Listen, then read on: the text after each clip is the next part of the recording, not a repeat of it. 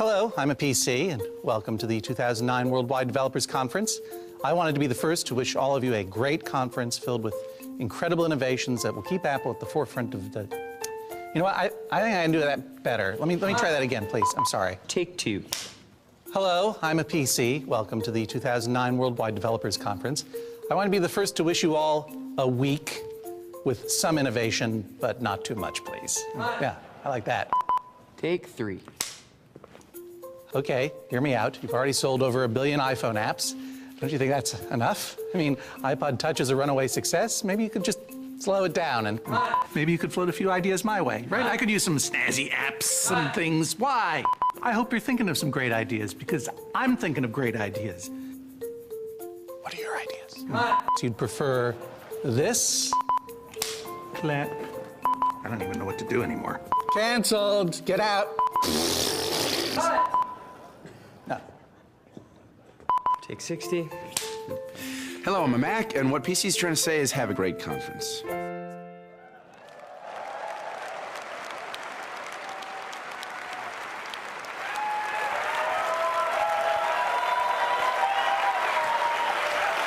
Thank you.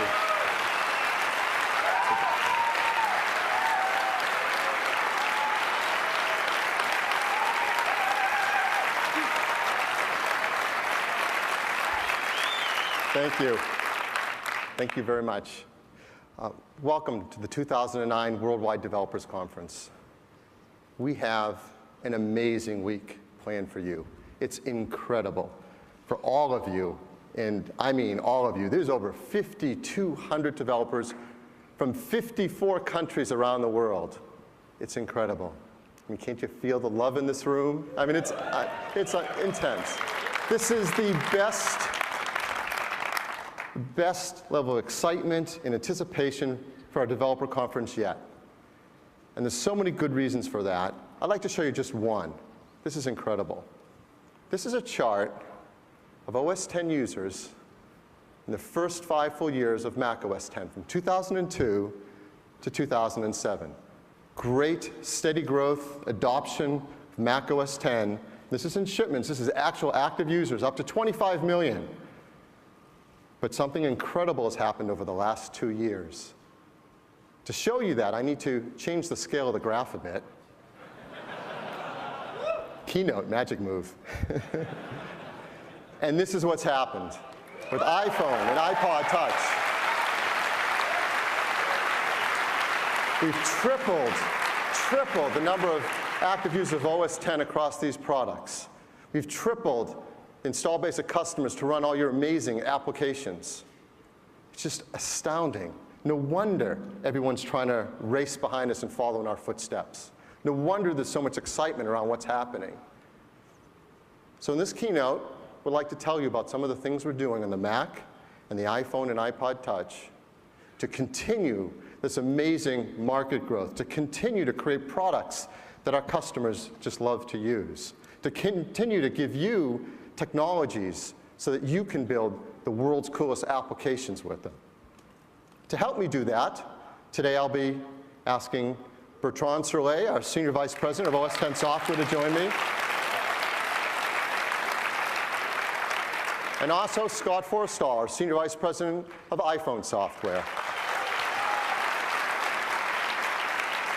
Now I get to begin with a section on the Mac. And I'm really happy to do that because the Mac products are the best they've ever been at Apple. We make incredible products, and increasingly, the majority of our customers, when they buy a new Mac, they choose one of our notebooks. We make these amazing new notebooks. And we're in love with the way they've come out lately with this new design we've come up with. It actually started a year and a half ago with the MacBook Air, where we created a technology we call the Precision Aluminum Unibody Enclosure. Unibody for short. And it lets us create a notebook that's sturdier, made of amazingly beautiful materials, packed with features, and best of all, insanely thin and light. We like this design so much that we took it across other products, the 13-inch MacBook, the 15-inch MacBook Pro, the 17-inch MacBook Pro just earlier this year. And all have done extremely well, and customers couldn't be happier with them. And even though we have a huge lead over anyone else in the notebook business, making incredible, gorgeous designs, we don't want to stop. We want to continue to extend that lead. So I'm really happy to show you first today a brand new version of the 15-inch MacBook Pro. Now, it's built on this unibody architecture that allows us to pack more things into a thin design than anyone else does. So built in is a revolutionary lithium polymer battery. We started this earlier in the year with a 17-inch MacBook Pro. This battery gives an amazing up to 7 hours of battery life. That's 2 hours longer than before, 40% greater battery life. And we do it in a more environmentally friendly way. The majority of notebook batteries in the market today get about 300 full recharge cycles before they start to have diminished ability to retain a charge. These new lithium polymer batteries of ours are over 3 times longer, over 1,000 recharge cycles. Yeah. So that means a typical notebook user will get about 5 years of life before they see diminished charge in that notebook battery. That's incredible because that's longer than a typical notebook life. So most customers may never need to change the battery in their notebook because it will last that long. And when they do, we have a great recycling program in our stores if they want to take advantage of it. Unlike our competitors, who in that same time, often the customers will go through 3 batteries, not dispose of them properly, and it's just not good in the environment. So you get this incredible battery life, this long life battery, all in a design that's just as thin, just as light. And that's amazing to deliver. When you open it up, the new 15-inch MacBook Pro has a gorgeous display. In fact, it's the nicest display we've ever put in a notebook. It has 60% greater color gamut, which means more vivid colors on the display. It's still insanely thin. And as you go around the I/O side, you see there's all the I/O on the left-hand side. If you zoom in, you see something different this time. In place of the express card slot, which was used by less than a single-digit percentage of our customers, there's a new SD card slot. Well, why an SD card slot? Well, most all our MacBook Pro customers have digital cameras today. Incredible digital cameras like this Canon DSLR. And of course, you can plug it in with a USB cable, but customers really like the convenience of popping out the SD, and they've all standardized on SD now because of the speed and capacity they hold. And now you have the convenience of just popping it right in to the MacBook Pro and importing your photos right into iPhoto and Aperture and Photoshop, wherever you are. So you have a built-in SD card slot, but there's a lot more to this new 15-inch MacBook Pro. It is the fastest notebook we've ever made. You can configure it with up to a 3.06 gigahertz Intel dual-core processor with 6 megs of L2 cache. And that's the fastest processor we've ever put in a notebook. You can also expand it with more memory, up to 8 gigabytes of 1066 DDR3. You can get up to 500 gigabytes, half a terabyte inside this notebook, up to 7,200 RPM, or if the way you like to go is SSD, you can get up to 256 gigs on that. So this is an incredible new 15-inch MacBook Pro. It has all these features and capabilities, and it starts at an even lower price of just $1699. Yeah.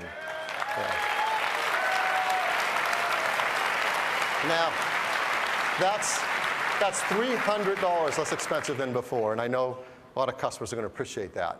You can configure many different, thousands of configurations on our online store. But here are 3 standard channel configurations that you'll find. At $1699, it starts with a 2.53 gigahertz Core 2 Duo, 4 gigabytes of DDR3 memory, a 250 gigabyte hard drive, the NVIDIA integrated 9400M graphics, and all those features like the built-in battery and the SD card slot. At $1999, you get a faster processor, 2.66 gigahertz, a bigger hard drive, 320 gigabytes, and now you get both the integrated and the discrete NVIDIA 9600 MGT, so you can choose even faster graphics or longer battery life. And the highest end channel configuration, $2299, that's $200 less expensive than before. It's now 2.8 gigahertz, a 500 gigabyte hard drive. It's incredible configuration. So those are the new configurations of the 15-inch MacBook Pro. Now, of course, that joins the 17-inch, which also has that amazing built-in battery. And today, we're updating the configuration of that as well. It's also 2.8 gigahertz. It's also a 500 gigabyte hard drive.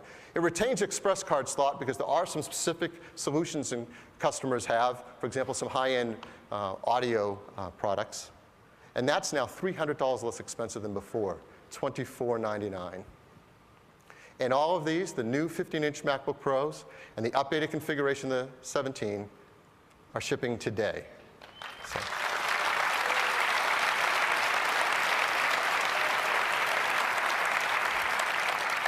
So the MacBook Pro is an amazing notebook computer. We make another unibody computer as well, a 13-inch aluminum design. And today we're going to update that too. The new 13-inch notebook has the same revolutionary built-in battery, and this is incredible. In a notebook this small and this thin and light, it also gets up to 7 hours of battery life. Again, 2 hours more than before, 40% more battery life, and yet it stays just as thin and just as light. And also, this 13-inch notebook gets that same incredible new high vivid color, 60% greater gamut display. And if you look on the I/O on the side of it, there's that SD card slot as well. Now, this did not have an express card slot, so we really challenged the engineering team to make room to fit in that SD card slot, and they did it. Now, you're looking at this and you're saying, wow, it's got a lot of the cool features of the 15-inch MacBook Pro. At what point isn't this just a MacBook Pro? So we challenged the engineering team, let's go further. What other things can we add to just make it a MacBook Pro? So this new 13-inch notebook also can expand up to 8 gigabytes of memory. This new little 13-inch notebook can also have up to 500 gigabytes of storage, a 256 gig of SSD inside. And then a feature that I know many of our customers love about a MacBook Pro is the built-in LED backlit keyboard is now standard in it as well. A lot of great features. Let's go back to that I/O. If you look a little further down past that SD slot, you're going to see something else we've put in there as well. Yeah.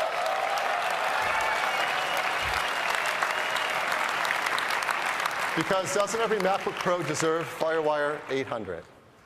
So with all of those features, just like the 15-inch, just like the 17-inch, it deserves the name MacBook Pro.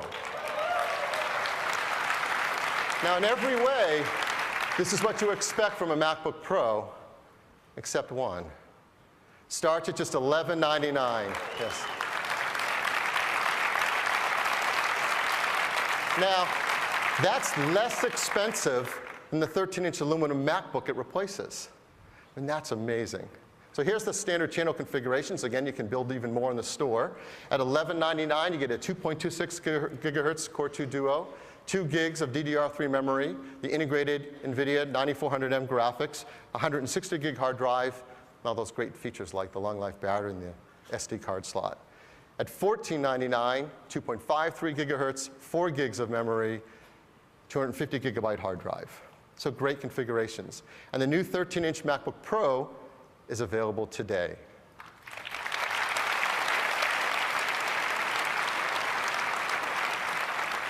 So that's a 13-inch. That really completes the MacBook Pro family, 13, 15, and 17-inch. New features, all amazing battery life, all backlit keyboards, the ability to expand. And they start at just $11.99, $16.99, and $24.99. Phenomenal pricing. It's the most affordable lineup we've ever had. Now, if you know some of the other things we've been up to lately, you know that just a week and a half ago, we updated the configuration of the white plastic 13-inch MacBook. So that has a slightly faster processor and bigger hard drive. So to complete the picture, we're also going to update the MacBook Air today as well, with some more aggressive configurations and pricing. Now, a 1.8 gigahertz, it's a faster processor for just $14.99. That's $300 less expensive than before. And if you like SSD, you can get a 128 gigabyte SSD config with a 2.13 gigahertz processor. That's $17.99. And if you looked where we were just before this keynote started, that's $700 less expensive than the previous configuration. So these notebooks, I mean, they already were so far ahead of the competition in so many ways, and they just leap even further ahead now. And one of the areas they're far ahead, and we're really proud of this, is being environmentally friendly as well. All of these notebooks, and no one else can say this, every MacBook Pro, every MacBook Air meets the stringent EPEAT Gold standard. That's really important for environmentally friendly design. And every one of them meets Energy Star version 5. That's the new version coming out this summer, and they already all meet that.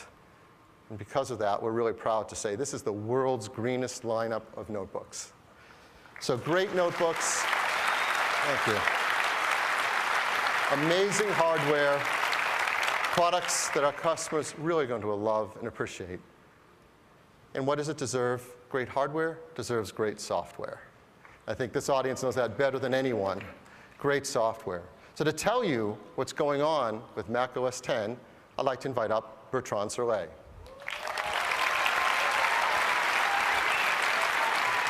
Thanks, Phil.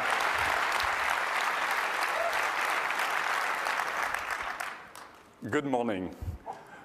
Over the years, the feature set of Mac OS X has grown to an incredible portfolio. And our latest release, Leopard, is the most successful software product Apple has ever had, with features like cover flow in Finder, Quick Look, Time Machine.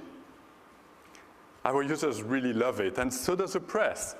It's by far the best operating system written for the vast majority of consumers. What a sharp contrast with what's been happening up north. Here's the press again. Vista has failed to catch on with mainstream computer users, while businesses have shunned it outright. Indeed, Microsoft has dug quite a big hole for themselves with Vista. And they're trying to get out of it with Windows 7. But underlying Windows 7, you have the same old technologies, DLLs, the registry, disk defragmentation. No end user should ever have to know about that. The user account control, that's the security subsystem that prevents your PC from being infested at the cost of tons of alerts. And in Windows 7, to address the alerts problem, even more complexity thrown upon the user.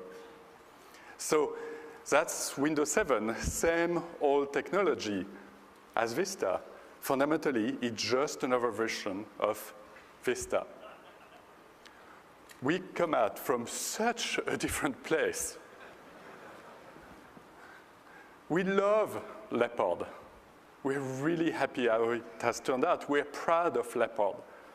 And so when it became time to think about the next big cat, we decided to name it Snow Leopard, to build upon Leopard. And the challenge that we set for ourselves is to build a better Leopard. So what does that mean? 3 things. First, lots of refinements across board. Second, powerful new technologies. And third, Exchange support. So let me talk to each in turn. First, refinements.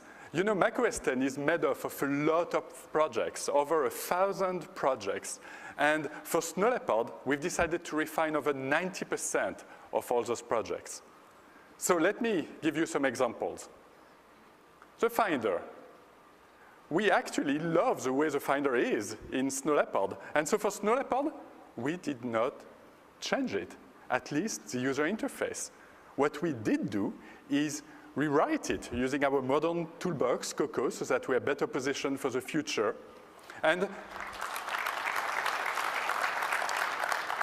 from that rewrite, there's lots of little benefits, lots of little touches that you'll start noticing once you, excuse me, once you start using Snow Leopard. Next, the dock. In Leopard, we added a beautiful 3D rendering for the dock. But I don't know about you, but my desktop sometimes has a little more clutter.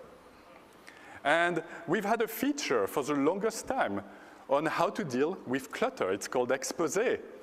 So what we did is we've built Exposé into the dock. The way it works is you just click and hold on an app tile, et voila, you select the window you want.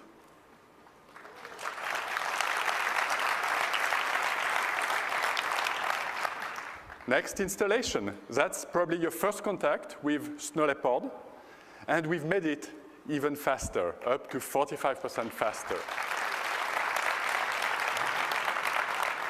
But maybe more importantly, after you install Snow Leopard, you actually recover some disk space.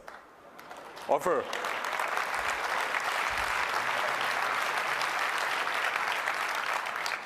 half the footprint of the OS, over 6 GB more space, thanks to technologies like file system compression.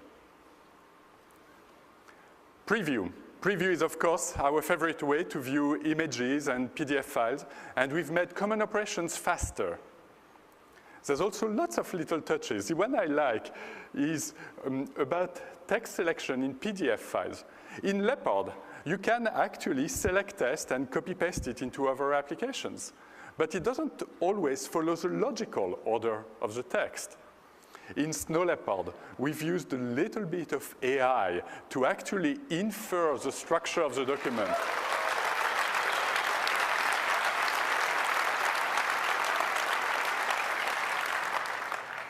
Next, Chinese input methods. It can be cumbersome to enter a character, a Chinese character, with a keyboard. But you've got a trackpad. Why not use it? This is exactly what we did with Snow Leopard. You can draw with your finger. And the computer picks the most appropriate character, even predicts the next character to come. Next, mail. Everyone uses mail. We've made it even faster, and quite a bit faster for common operations, as you can see. Next, Safari. We've been working on a new version of Safari called Safari 4, with features like top sites. It's been in beta for a couple of months, and I'm very proud to announce that today we are shipping Safari 4 for Leopard, Tiger, and Windows.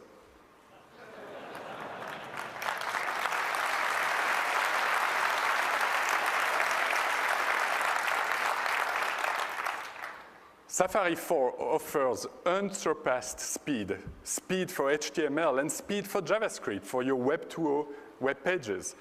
This chart here shows the standard SunSpider JavaScript benchmark, and the scale is multiples of IE8 speed. It's also very, very standard. In fact, the gold standard for the ultimate test for standardness is the acid-free test, and it passes 100%. To put that in perspective, IE8 passes 21%. So Safari 4, of course, will also be available on Snow Leopard. It will be included in Snow Leopard. And in Snow Leopard, there's a couple extra features you don't get on the other platforms. The first is crash resistance. Let's say you browse the web, have quite a bit of state buildup. Well, let me tell you a little secret. The #1 cause of crashes across all of macOS 10 is actually browser plugins. So if your plugin crashes in Snow Leopard, you just get this rectangle, but the rest of your windows are intact.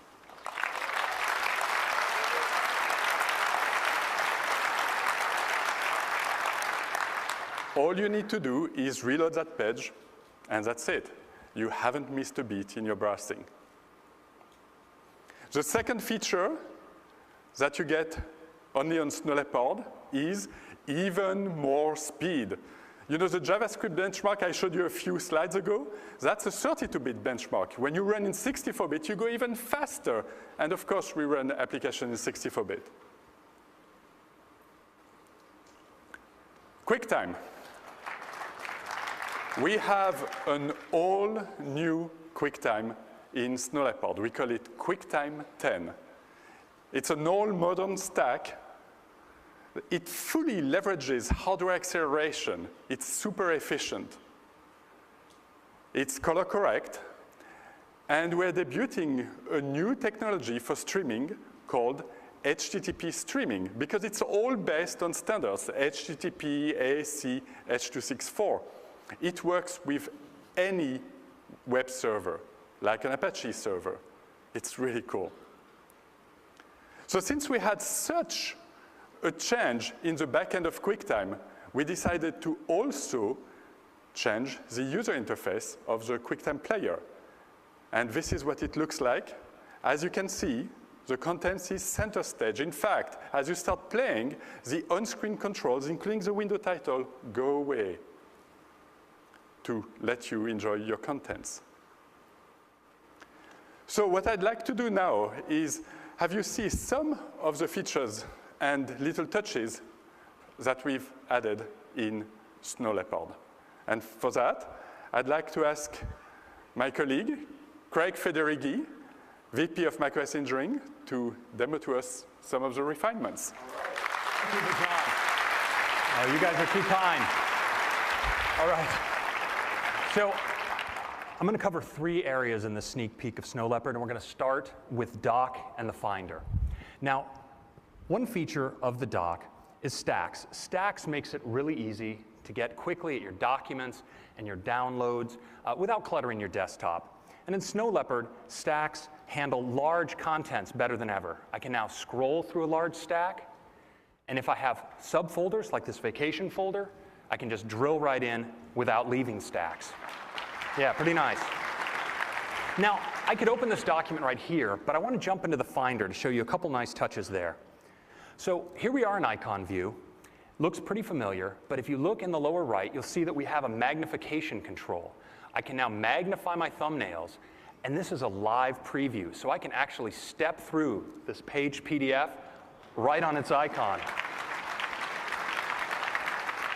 I can even play a movie right in its thumbnail, and I can magnify, of course, while it's playing. Really, really cool. Oh, yeah. But you know, my favorite new feature in the dock is Dock Expose. And to demonstrate, I want to recreate a little bit what my desktop can tend to look like after a long day. Lots of Mail Compose windows, lots of Safari windows, lots of images open in preview, and so forth. Now, fortunately, the Mac has long had a fabulous solution for this problem in the area of Expose. So I can activate Expose and step back and see all my windows across all my open applications. But you know, I usually know what application has the window I'm looking for, and now with Dock Expose, getting at it couldn't be more natural. So let's say I want to get at a window inside a preview. I just click and hold, and there are my preview windows. I want to see in Safari, click and hold, and I'm there. Mail, same thing.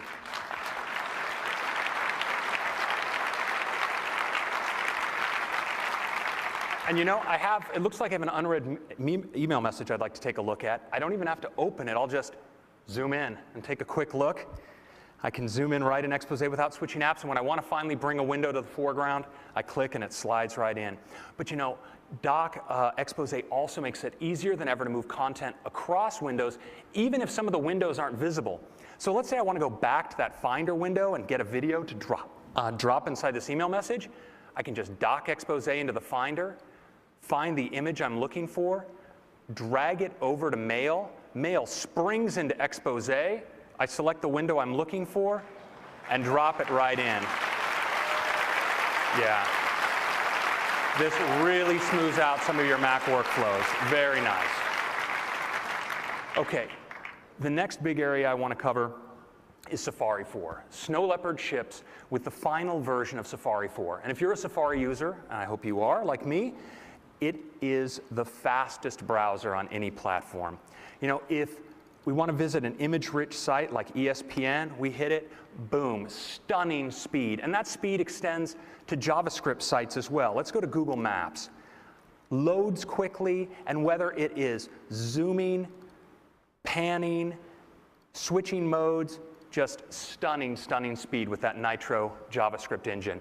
But you know, Safari also makes it faster and easier than ever to track my top sites, the sites that I visit most. I click on the top sites icon here, and I get an intelligently laid out, beautiful panoramic view of all the sites I visit most.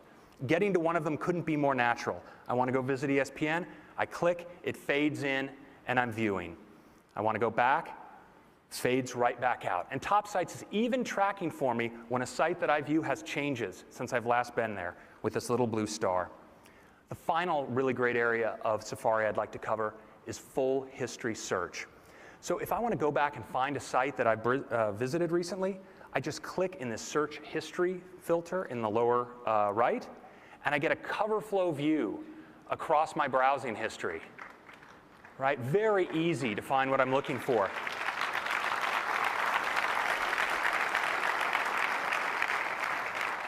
But not just that, I have full spotlight search of this content, and not just of the URLs or of the window titles, but of the text in the pages. So I type Maui, not K-Maui, let's type Maui, and I get all the pages that I've been visiting to plan my Maui vacation. Find the one I want, click, and I'm browsing. Very easy way to get through my history. Now, the final area I want to cover is QuickTime 10.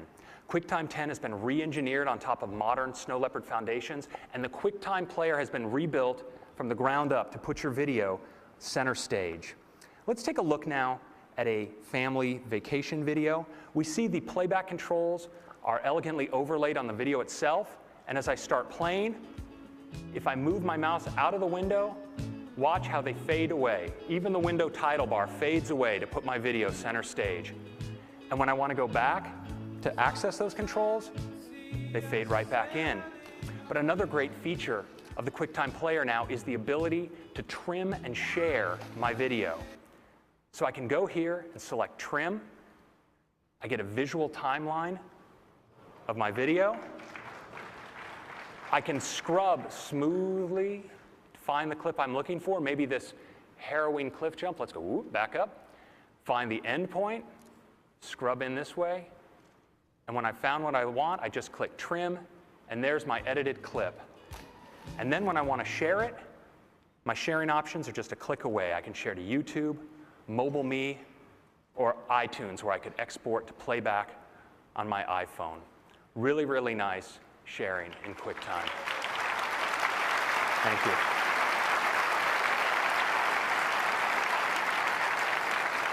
So those are just a few of the many, many touches to Snow Leopard, and I'll be back shortly. Thank you.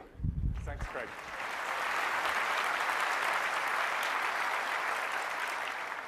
So lots of refinements in Snow Leopard, but there's also powerful new technologies.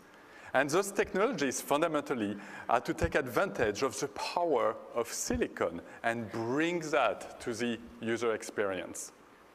Because when you look at a modern Macintosh, you have an incredible set of components, things that were unthinkable a few years ago. You have RAM, gigabytes of RAM. I mean, a few years ago, it was expressed in megabytes. You have a powerful processor that runs at a frequency expressed in gigahertz. That's multi-core, 64-bit capable. And then you have a GPU with enormous raw processing power. But to take advantage of all this, you need the right software. So we have a number of technologies. I want to mention three. First, 64-bit. Of course, the primary reason to use 64-bit is to take advantage of lots of memory. Because if your application runs in 32-bit mode, it has an inherent limit with the addressing space at 4 gigabytes. When you run in 64-bit, it's 16 billion gigabytes. That's the limit of your addressing space. In practice, it's unlimited. Another reason, of course, to run 64-bit is that the processor can do math faster. So certain things like FFTs will run twice as fast in 64-bit mode. So for all those reasons, we've been on a trajectory over the last few releases to enable more and more 64-bit. And Snow Leopard is the final stage where we are running all the major system applications in 64-bit mode. So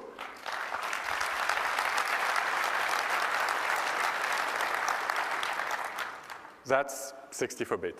Now let's talk about multi-core, because Moore's law has changed its form. You know, a few years ago, we were used to always increasing kind of frequency for the chips. And as the processors hit around 3 gigahertz or something like that, the expression of Moore's law became there's more and more cores. And this is a trend that we see continuing in the future. But the challenge with multi-cores is how to take advantage of them, how to program them. And the standard answer is threads, multi-threaded programming. But it's really, really hard. And it's also fairly inefficient because you never have quite the right granularity. So we have a solution for this, a new methodology that we called Grand Central Dispatch. It's built-in support for multi-core across all of Snow Leopard. It's very, very comprehensive. All the way from a language extension, low-level libraries that are super efficient, high-level libraries to make it really easy to program, integration with all the system APIs, and tools to tune your program. So just to give you a taste of what it feels to use GCD, let's look at threads in Leopard for, say, the mail application. When mail is busy, it has a certain number of threads. And when it's idle, it actually keeps pretty much all those threads. In Snow Leopard, when mail is busy, it actually uses more threads to take advantage of the multi-cores. But when mail is idle in Snow Leopard, all those threads go away, giving back resources to the system. And when you reapply that pattern for every major application, you get a big win in performance and responsiveness. So that's GCD for multi-core. Next, let's talk graphics. You know, the amount of power that you have in cards nowadays is incredible. We're talking of over 1 teraflop in raw power. That's 1 trillion operations per second. And it would have taken a whole room a few years ago to have that kind of raw power. And the standard way to use that power is to use OpenGL. That's what's used for games and graphics. But we want to move beyond that. We want to use this power for all kinds of things. And for that, we've devised a technology that we call OpenCL. The C stands for computing.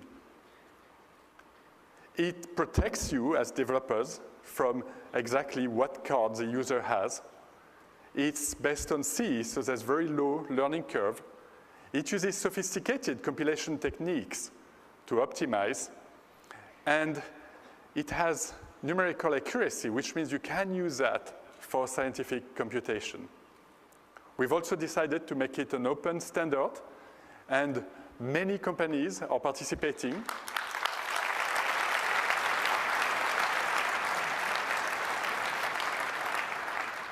In fact, all the top manufacturers of graphics chip are in.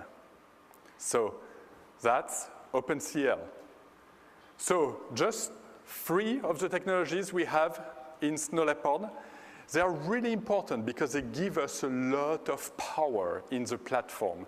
And this power is power for us to innovate in the OS. And it's power for you, for your applications, to gain a competitive edge. So the next area I wanted to cover is fitting in businesses. You know, many people nowadays have a Mac at home that they want to take to work. And it works great because we have Microsoft Office. That's, of course, the de facto standard. We integrate really well with IT services. We have Unix. And we can run Windows applications via Boot Camp, Parallels, or VMware. What's missing is Exchange. So we've decided to build Exchange support into Snow Leopard into the main free communication applications, mail, iCal, address book. It's really, really simple to set up thanks to auto-discovery in the Exchange server. You just fill in your email address and your password, and that's it. You are set up in all three apps. So what I'd like now is to ask Craig to come back and demo us Exchange. All right. Well, let's see just how easy it is to take your Mac from home and hook it up to Exchange inside your company. So to start, I'm going to open up Mail. And you'll see I have my personal mail accounts already set up, MobileMe and Yahoo Mail. But now I want to connect to Exchange. So I'm going to go to Add Account. And Mail's actually already defaulted my address for my address book, for my Exchange address. I'm going to type in my Exchange password. And just like that, Mail has auto-discovered my company's Exchange servers. I click Create, and I'm integrated with Exchange. I have all my Exchange emails, just like that. I have my Exchange folders already set up. I have my Exchange to-dos and my Exchange notes immediately. But I also have access to all the macOS 10 technologies in Mail, even on my Exchange email. So Spotlight, for instance. I want to do a search for a sales presentation, instantly searching the Exchange data. And you notice there's an attachment here. It's a Microsoft Office PowerPoint. I get Quick Look to preview that live within Mail, whether or not I have Microsoft Office installed. And you know,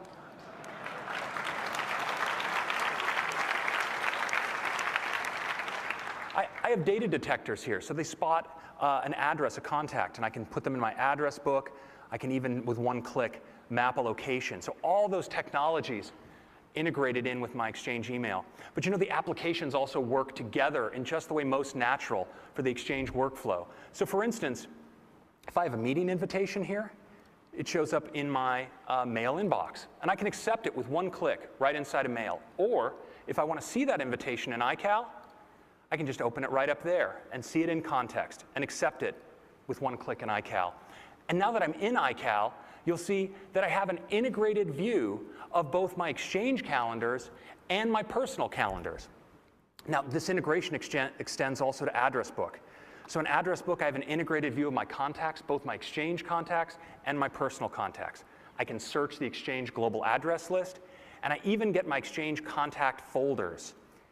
And here's a cool one. If I want to set up a meeting with people in a particular Exchange contact folder, like this product team, all I do is drag that contact folder out of Address Book, into iCal, pick a time slot, and I've just scheduled a meeting.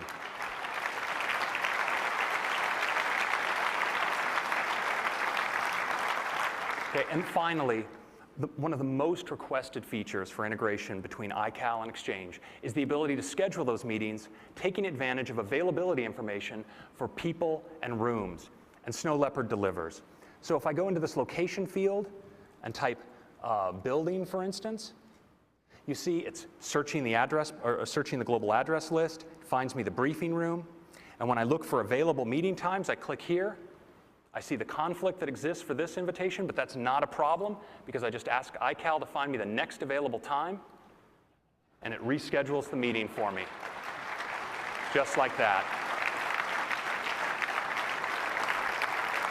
So I hope you can see that when you move your Mac from home to the office, we've delivered Exchange integration just the way a Mac user would expect. Thank you very much.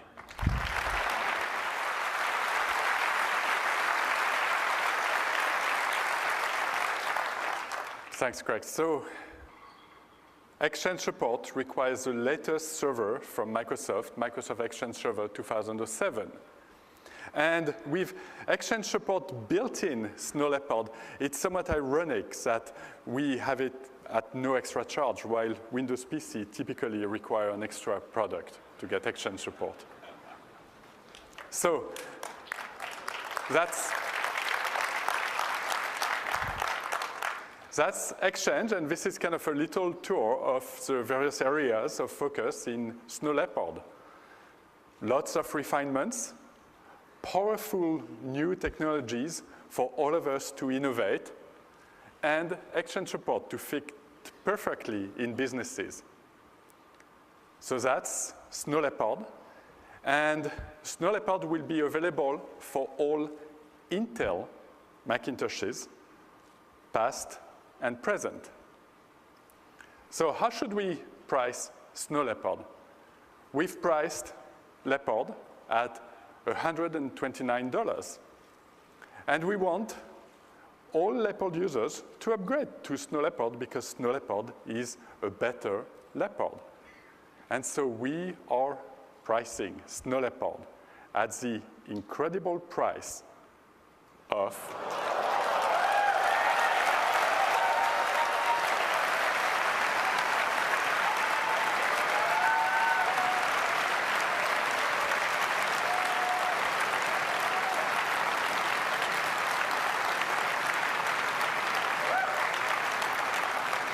$29 for Leopard users. And if you have several machines, up to 5, you can use a family pack at $49.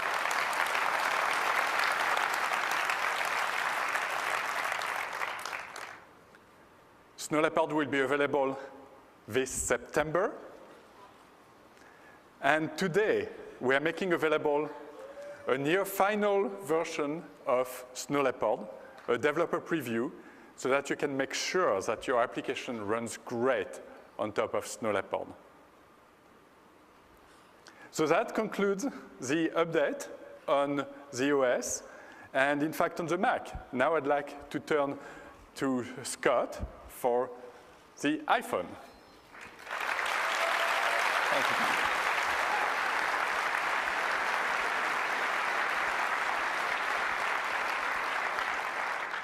All right, let's talk about the iPhone. It has been an incredible year for the iPhone. It was less than a year ago that we released iPhone OS 2.0, and with it, the native SDK. Now, this allowed developers to go beyond web development and build truly native apps. The response has been staggering. Developers have downloaded the free SDK more than 1 million times. And these developers have been prolific in building apps and posting them to the App Store. There are now more than 50,000 apps on the App Store.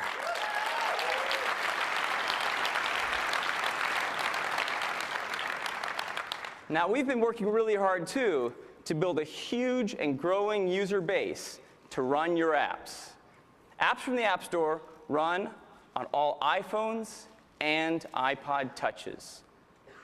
And we have already sold more than 40 million iPhones plus iPod Touches.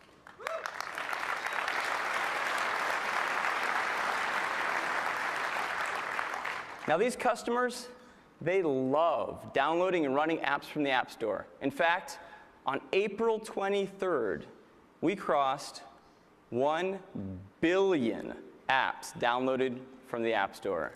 That's in just 9 months. And I'd like to say thank you. Thank you to our customers, and especially thank you to the developers who've been working so hard to build these great apps for all of our customers. You know, we've heard some amazing stories from our developers. And we put a little video together to share some of these stories. Let's go ahead and roll that now.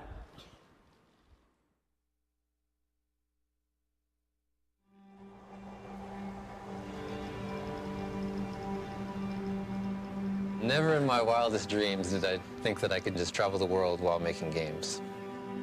After DizzyView was launched, we could finally make that happen. For us, that's really what it's all about, creating great experiences for the fans. Man, if I could see the fetal heart tracing on a mobile device, there's not a doc in the world that wouldn't want to be able to do that. When I was a practicing physician, I had a direct impact on patients' lives. Now, through our application, our sphere of influence has dramatically grown. When the SDK was released, we said, yes, it's possible now to create the games we've been dreaming about.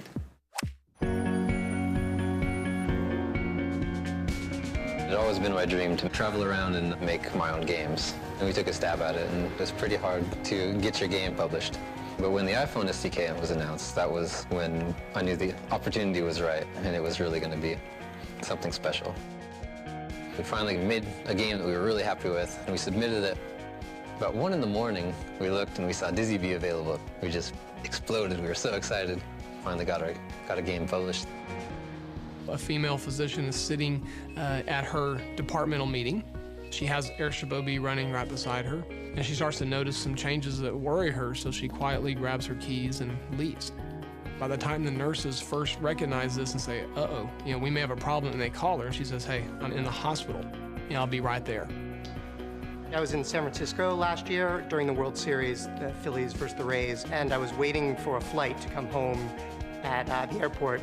There are a bunch of Philly fans watching the game on TV, and in the middle of the game, the iPhone commercial that we did came on. So they all pull out their iPhones and download the app right there. They're like all excited because they can go take the app with them when they get on the plane and not miss anything of the World Series. They're about to take off and go home. I created Gameloft to be able to come back to the roots of the gaming experience for users.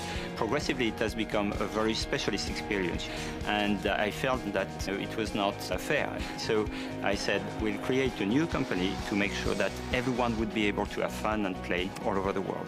And it's working because we sell millions of games. On the iPhone, everything behaves as you expect it, and the tools they're simple, but they mask this incredible amount of power underneath. It's really the first time that we've been able to take a platform and now go to our designers and say, there's no limitations. What Apple's done is made it so we can just focus on what we do best, and they've taken care of all the details. In fact, sometimes I have to stop and say, wow, this is a mobile device I'm developing for, because it feels like a desktop application API. I think with the SDK 3.0, we will be able to create without limits. And in terms of experience, end users will clearly move a step forward and will never want to come back. It's hard to express how cool the new streaming technology really is. I mean, being able to watch a live game on your phone for the first time, I think everyone here is really excited about that. The push notification API is going to be great. The physician could take the application and they could customize exactly for individual patients what alerts they wanted to see. So that way they know if they're getting an alert, this is something I really want to take a look at. I'm hoping there'll be like a generation of kids who grew up like, oh yeah, I got box scores and watched games on my phone. It was just like part of the experience of baseball. Developing for the iPhone SDK actually makes it fun again for a developer. This is going to be the dominant platform, the dominant device, and it will dominate in healthcare. I think that I'll probably never go back to making games in the traditional way again. Having the power to submit it and have lots of people download it and enjoy it has been really great. You build the app, you upload it, specify the countries you want it, the prices you want, and then it's out there for the entire world to see. My favorite app is Bike Gears. My favorite app is Surf Report. My favorite app is Labyrinth. Facebook. App Engine. My favorite app is Color Sutra. Le Monde. Zenbound. Horizon 3. Piano. Airstrip OB. Marianne. Camera Bag. Koipondo desu. Mint. Pulse 87.7. Mon application préférée est Lightsaber. Pac-Man. Mein Lieblingsprogramm ist MLB. Visual. Multiquiz. Asphalt Force. Shazam. Taxi.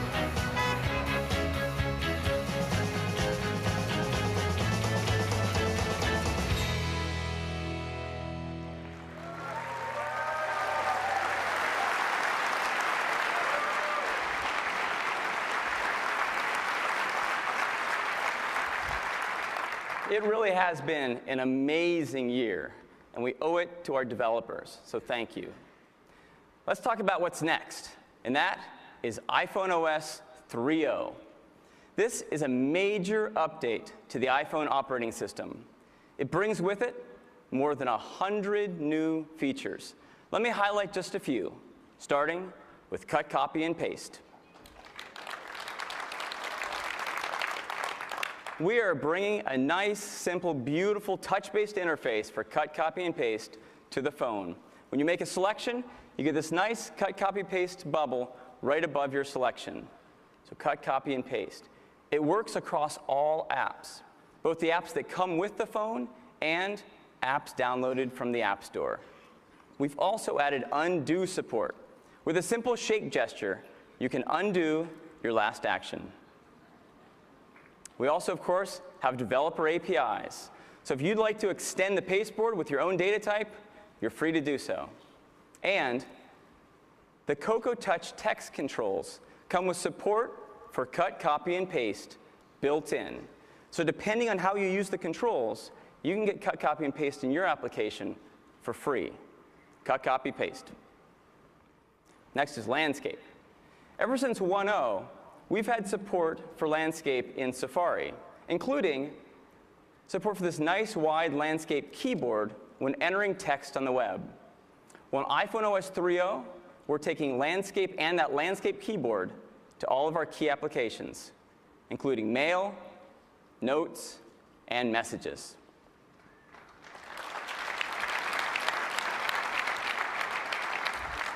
Now, speaking of messages, the big news here is MMS. This allows you to send and receive photos, contacts, audio files, and locations all in real time over the cell network. And we've taken all of that support and put it in the same app that also supports text messaging. So one app to send text and multimedia. Now, MMS requires carrier support as well. 29 of our carrier partners in 76 countries around the world will support MMS at the launch of iPhone OS 3.0. In the United States, AT&T will be ready to support MMS later this summer. Next. Search. We are taking search beyond just searching your contacts and allowing you to search your calendars, your music, your notes, and your email. And the great part about searching your email is you can search not only the messages that have been downloaded to your phone, but you can also search the potentially thousands of messages back on your mail server. You can search, find exactly the message you're looking for, download that message along with its attachments, and read it on your iPhone wherever you are. In addition to all of this search support, we're also adding Spotlight. Spotlight is a single location on your home screen that allows you to search across your phone. You can even search for applications. So if you're like me and you have well over 100 applications on your phone, you can just type a few characters, find the app you're looking for, and launch it right from Spotlight. That's search. Next, iTunes. We've got some nice enhancements to iTunes. You'll now be able to rent and purchase movies right from your phone.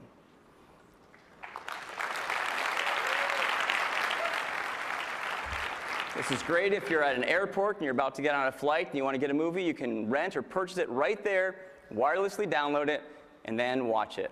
You can also purchase TV shows, music videos, and audiobooks.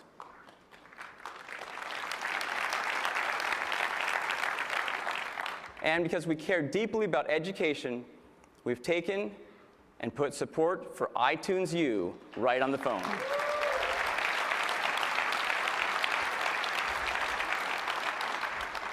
Next are some important additions to parental controls. In addition to the parental controls we already support for things like controlling access to Safari or YouTube, we've added control over a number of other items. Most importantly, fine-grained control for movies, TV shows, and apps from the App Store. That means that a parent can limit their child to only viewing, say, G and PG movies.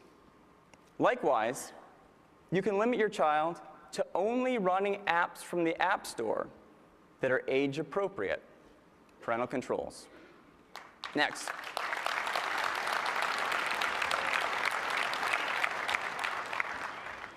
Tethering.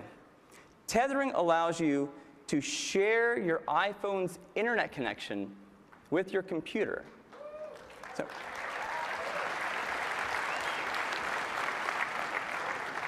This means if you're somewhere with, say, your laptop and there's no Wi-Fi around, you can just share that internet connection that your phone already has right with your computer. This works with both Macs and PCs. It works wired over USB with that same cable that came with your phone.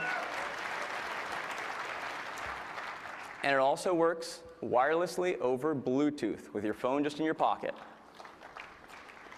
It is a seamless experience. Once you've turned on tethering on your phone, there's no need to run any application or tethering software on your computer. It is seamless.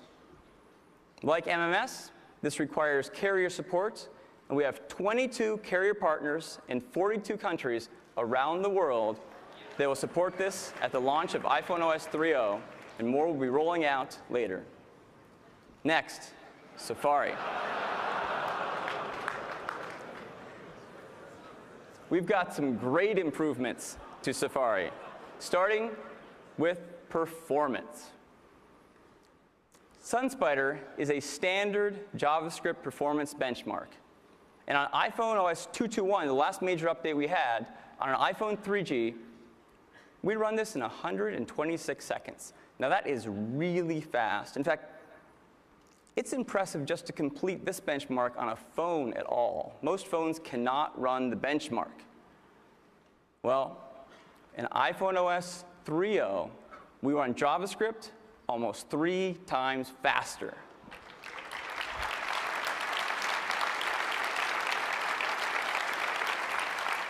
This is great. Your web pages load and render really fast. It just screams. Next, support for HTTP, streaming audio, and video. The great thing about this protocol is it picks the right bit rate and data quality for your current connection, be it Edge, 3G, or Wi-Fi. And since it's HTTP, it can go through firewalls. Next, autofill. You can now optionally remember your usernames and passwords to easily log into your favorite websites.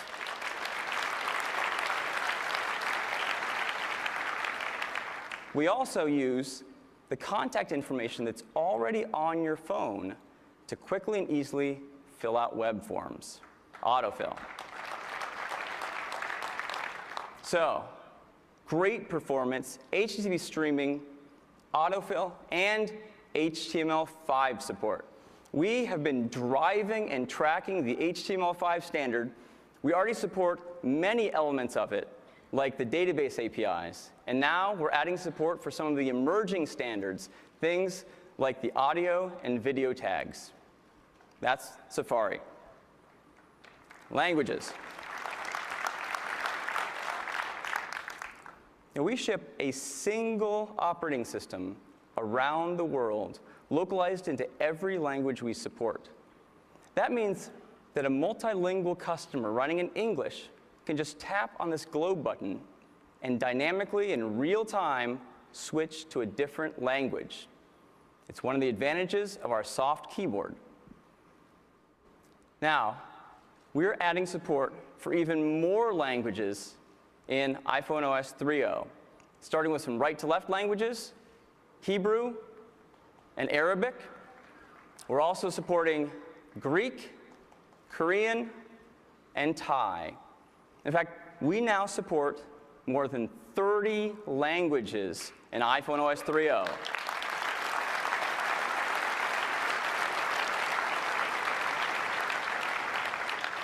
And every one of these languages has both a portrait keyboard and dynamically a landscape keyboard.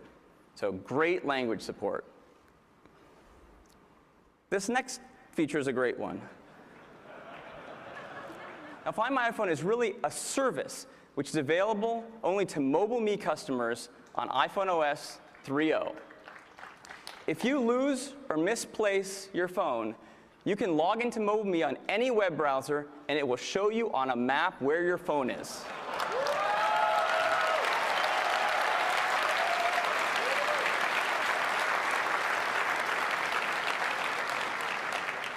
So it might show you that you left it at the restaurant from last night. Well, it's easy. You can send it a message. You can send a message with your home phone and have it play a sound.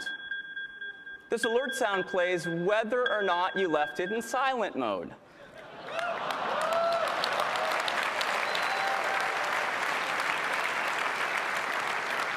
So here, the waiter can find it, call you at home, and tell you he has your phone.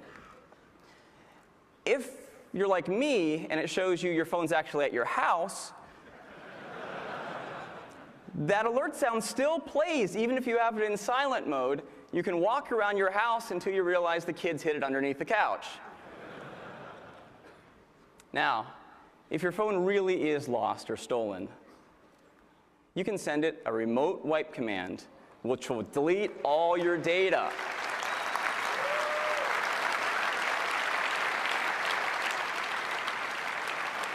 This will erase all of your contacts, your mail, everything, so you know that your private data remains private. And if you ever do find the phone again, just plug it back into iTunes and we'll restore it from backup. That is Find My iPhone.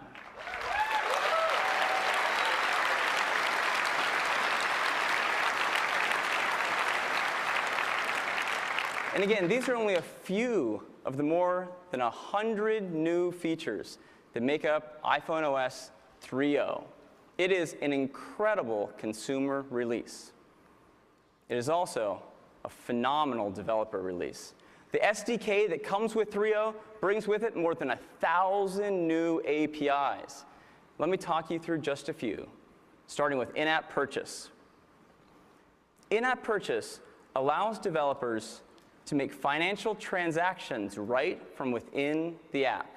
Now, this unlocks whole new categories of applications, things like magazine subscriptions, where you can renew that subscription right from within the app.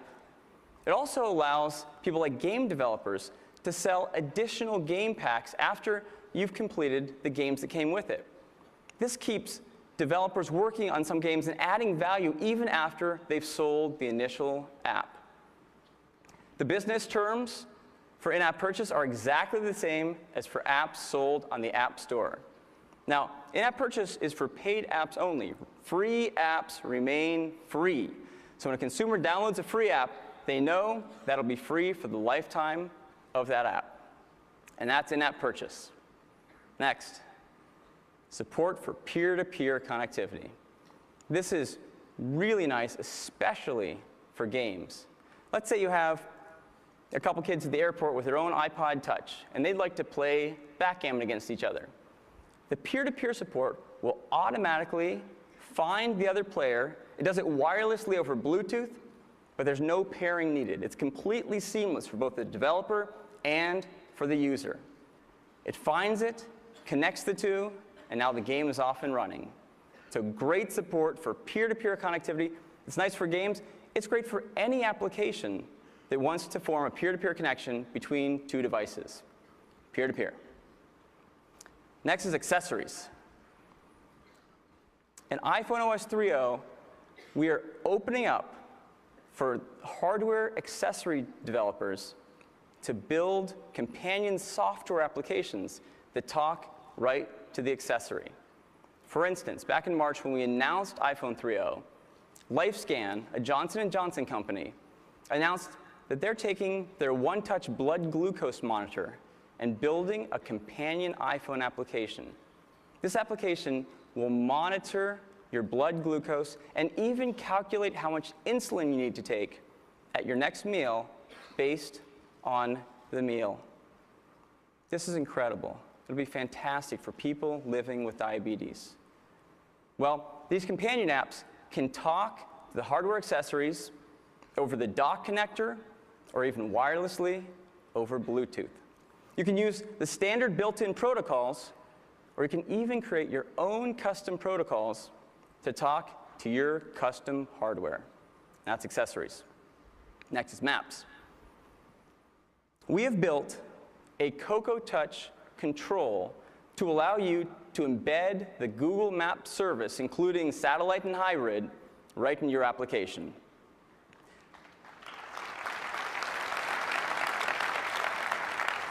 This control is really the heart of our map application that we ship as part of the phone.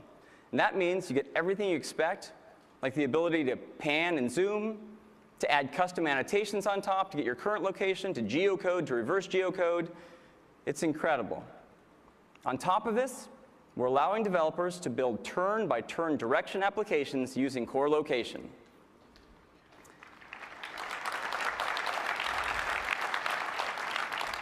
Next is push notifications, which are in iPhone OS 3.0. We have provided a generic push notification service for developers. And this allows developers to push things like scoring alerts. It also allows you to push things like instant messages. There are 3 types of notifications you can push. Text alerts, like you see here, numerical badges for your home screen icon, and custom alert sounds, like you heard. And again, these are only a few of the more than 1,000 new APIs that make up the SDK in iPhone OS 3.0. It is an incredible SDK. Now, ever since we announced 3.0, we've been seeding developers with betas, and they have been taking advantage of many of these features already. So today I'd like to bring up a few developers to show you what they've already been able to accomplish in iPhone OS 3.0, starting with GameLoft. GameLoft is one of the largest developers of games for the iPhone and iPod Touch.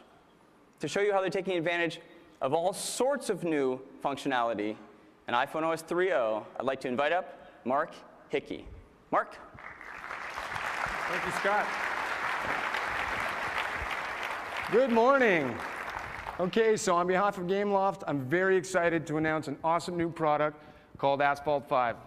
It's the latest installment in our highly acclaimed Asphalt racing franchise, and we think it's going to be the best 3D racing experience ever seen on a mobile device. In Asphalt 5, you race elite sports cars and motorcycles in 12 exotic locations around the world. The game's going to ship with 27 licensed cars, 4 motorcycles, and some of the models included are going to be Ferrari, Bugatti, BMW, Audi, and a whole bunch more. The car you see on the screen today is the Audi R8, mean machine. And we're going to take the R8 for a little spin through the mountains in Aspen, Colorado. Now, I don't know about you, but when I'm driving, I like to have my iPod music with me. So as soon as we get into the game, I'm going to open up the car stereo, and here we see one of the great new features of iPhone SDK 3.0. With Media Player Access, now you can access your car stereo to control your music from your iPod. Just select from playlist, artist, or song, same as you do on your iPod. Select what you want to hear, and you're good to go.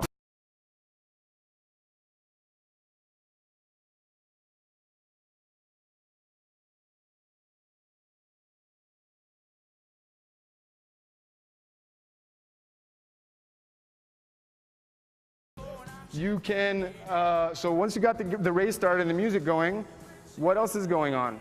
Well, let's talk about graphics. Since Asphalt 4, we've learned a lot of new tricks developing for the iPhone and the iPod Touch. And we're pushing the hardware further than ever before. Asphalt 5 features advanced lighting effects, high-resolution environments, super fast frame rates, and tight responsive controls.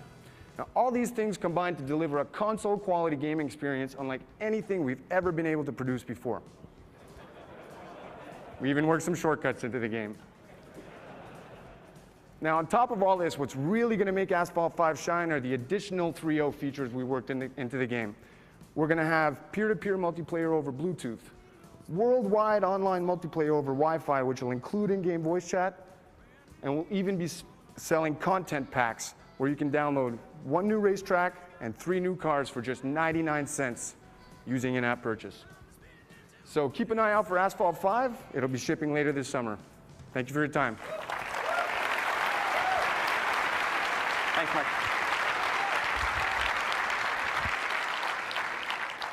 It's great stuff.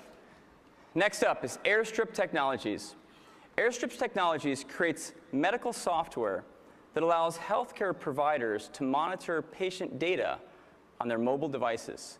To show you some exciting new work they're doing for the iPhone, I'd like to invite up Dr. Cameron Powell. Dr. Powell? Hey, Scott.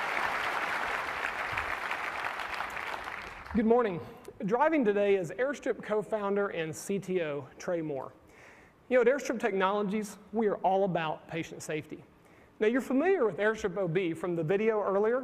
That application is already FDA cleared and is approaching 100 hospital installations. Now, the medical community is flocking to the iPhone.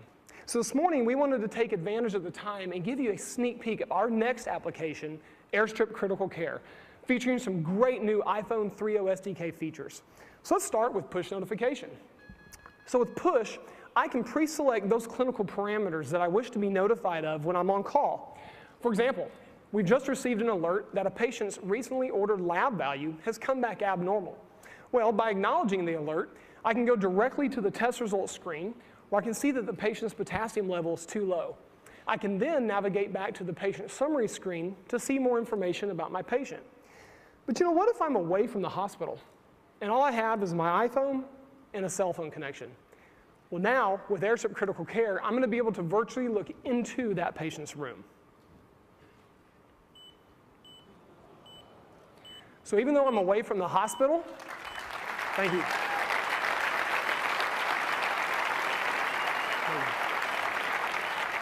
So even though I'm away from the hospital, I can still look at this real-time waveform data just as if I were at the patient's bedside. But doctors like me can't be at the bedside 24/7, so we had to figure out ways to bring the data to the mobile physician anytime, anywhere, and we've now done that on the iPhone.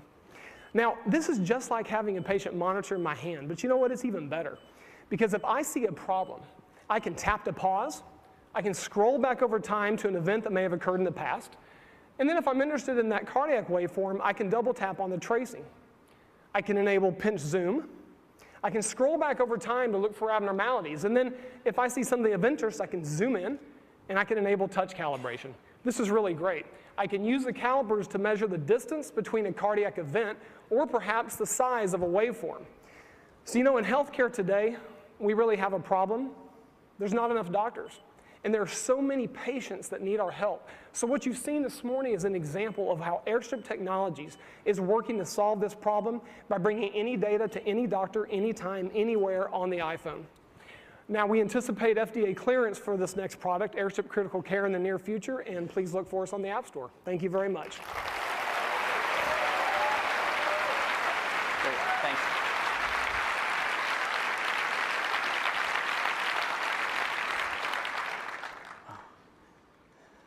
Next up is scroll motion.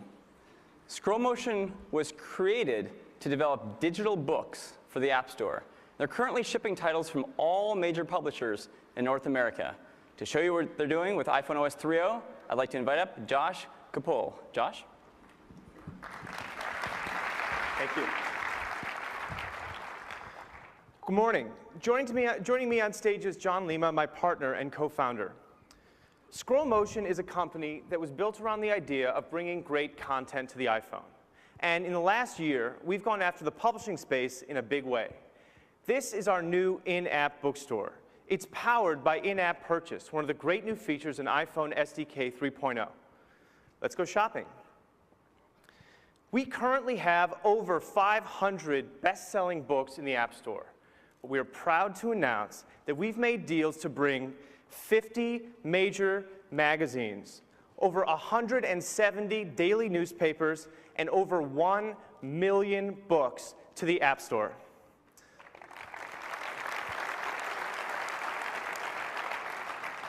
Let's buy one. Here we are in a category section. Let's go to teens. New Moon by Stephanie Meyer. Let's buy it. This is the book downloading directly into the app. This is the in-app bookshelf. This is where all your books live, and it's downloaded. Let's read it. The scroll motion experience for Iceberg is a scrollable page with the ability to swipe to turn back and forth. You can pinch to zoom the page as well. Now, two of the great new features in iPhone SDK 3.0 are copy-paste and in-app email. And we think that these are features that are going to really appeal to students. So let's imagine for a second that I'm writing a paper and I want to make a citation. All I have to do is copy and email. And the text is brought directly into the mail without ever leaving the app. Also present is all the relevant bibliographic information like author, title, page number, and even a link back to the App Store. Now, we are so excited about the educational space. And with that in mind, we're happy to announce that we've partnered with some of the largest textbook publishers in the world, including Houghton Mifflin Harcourt, McGraw-Hill, and Wiley, to bring textbooks to the App Store.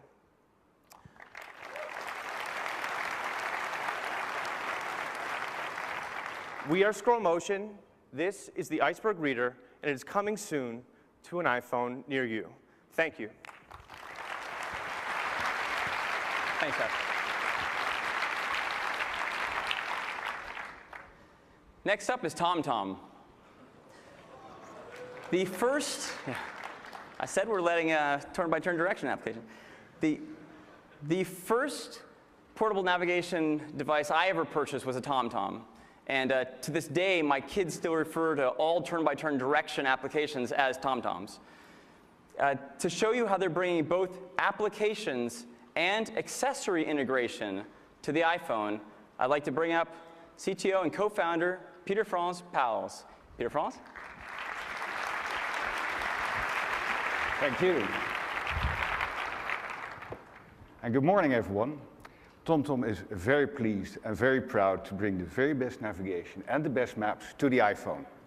Using the new features in iPhone SDK 3.0, we've worked hard, we've optimized, and we've succeeded in deliver real TomTom navigation as a true iPhone experience.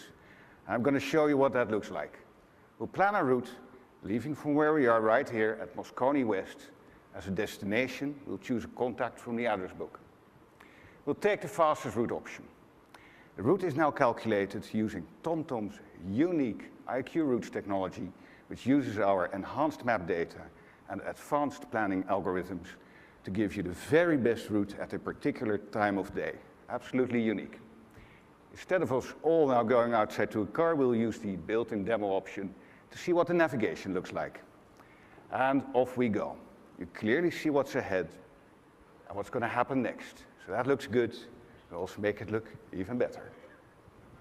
And of course, it will tell you where to go. After 300 yards, bear right, then keep left.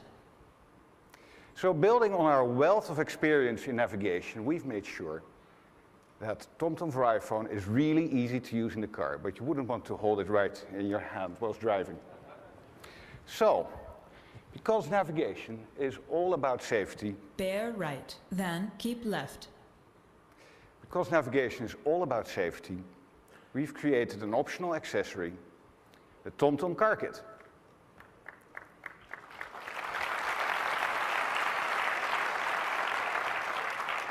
Thank you very much. And it's not just a holder. Thanks to the new features of the dock connector, it will do a whole lot for you. So there we go. It will securely dock your iPhone. You can attach it to the windshield, or by turning this around to the dashboard. You can use it in portrait and, of course, in landscape. Thanks to the accessory framework, we can enhance your GPS signal, and that is important. Built-in loudspeaker gives you loud and clear voice instructions so you can keep your eyes out there on the road. And the microphone gives you hands-free calling. And yes, we'll play your music over the car stereo as well. Now, finally, we'll power your iPhone as you drive, so by the time you arrive, you're fully charged.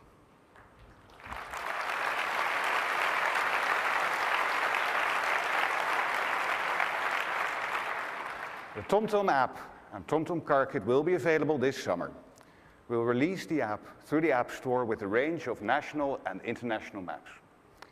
TomTom Navigation and Maps, TomTom Car Kit, it's here, TomTom for iPhone. Thank you.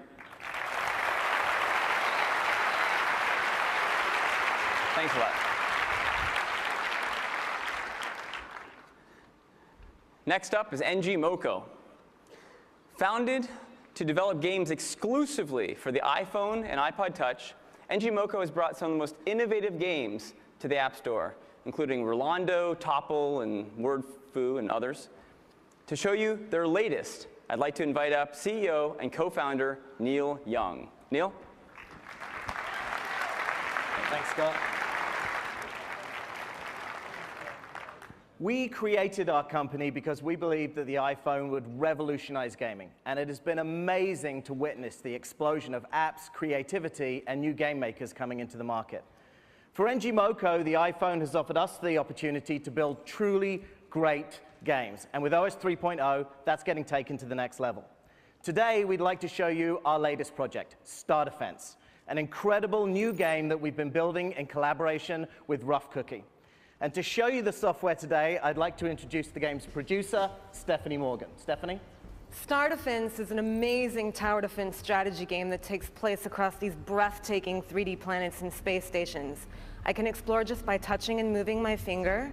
I can pinch to zoom, double tap to go all the way in and out. Now, my job is to defend this planet against this crazy onslaught of alien invaders here, but luckily, I've got this awesome arsenal of powerful towers I can place anywhere. They can be upgraded, giving them greater range, rate of fire, and damage rate. Oh yeah, game on, Neil. When Star Defense launches, it'll come with a galaxy with 7 campaign planets and 1 challenge planet. But we didn't stop there. And today we want to give you a preview of some of our 3.0 features, and one feature in particular, expansions. So in addition to free updates, we'll be adding the ability to extend the game with major new content and feature packs that totally change up the gameplay. You can access them just by pressing the shop button right here on the main menu. Now there are 4 expansions here, but the one I want to show you guys is this last one because it is so huge. For just a few dollars more, you get an entirely new galaxy. That's like another 100 hours of gameplay, and bam, check that out. Whole new galaxy in my pocket. Now, in addition to expansions, we're also adding our Plus network that allows you to play against friends and followers with leaderboards, awards, and a great new 3.0 feature, push-to-play challenges, that allows you to play head-to-head over the internet, anytime, anywhere. So that's Star Defense, the latest game from NG Moco. The 3.0 features will be available around the launch of OS 3.0, but you won't have to wait until then to play the game, because Star Defense is launching today. It's available right now exclusively for the iPhone and the iPod Touch, and it's just $5.99. So go get it. We hope you love playing it, and thank you very much. Thank you.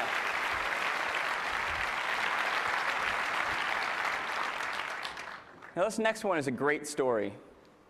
45 years ago, Pasco was formed based on its founder's high school science fair project. Today, they create equipment and software to teach science to kids in grades K to 12. To do a science experiment for you, I'd like to invite up Wayne Grant. Wayne? Thank you, Scott. Good morning, fellow developers. Today, students can connect over 70 Pasco sensors to their computers, and they can collect, display, and analyze data in real time. And years of research has shown that when students do science this way, they learn more, remember it longer, have more fun, and stay interested in science. We know this works. Our challenge is to bring this experience to every student. So we're developing the Spark application for the iPhone to do just that. You're looking at our experiment browser, and I'm going to select Balloon Burst so that we can all explore the physics of bursting a balloon. We're going to see how pressure changes over time. Now, before we do that, what I want each of you to do is create a mental picture for what you think that graph is going to look like. Got the picture? Great. Now, the setup for this is simple. We have a source of compressed air connected to the balloon, which in turn is tied to a pressure sensor that feeds data back through the 30-pin connector to the Spark application, all thanks to the iPhone SDK 3.0. Now we're ready to do the experiment, but I'm going to ask Apple's own Mr. Science, Scott Forstall, to perform the dreaded balloon hold. Now you'll notice that Scott is perfectly attired to practice safe science. Are you ready, Scott? What? All right, let's start collecting data. Open the compressed air valve. Notice the rapid increase in pressure. Notice the rapid increase in pressure. Nothing's happening. Wow. The rapid increase in pressure is right here.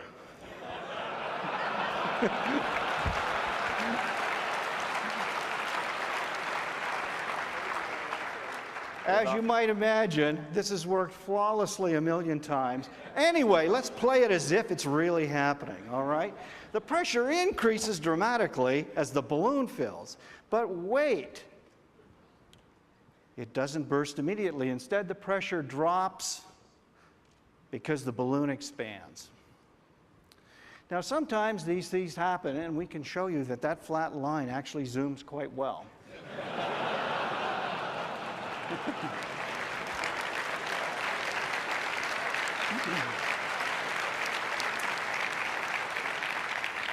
But truthfully, what's really exciting about this is that when you connect sensors to an iPhone, you can turn the whole world into a laboratory.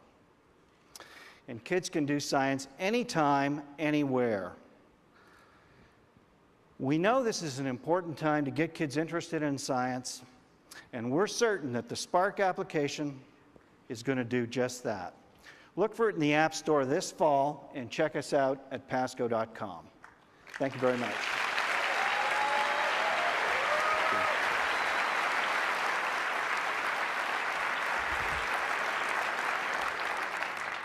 Okay, last time I'm dressing up for an experiment.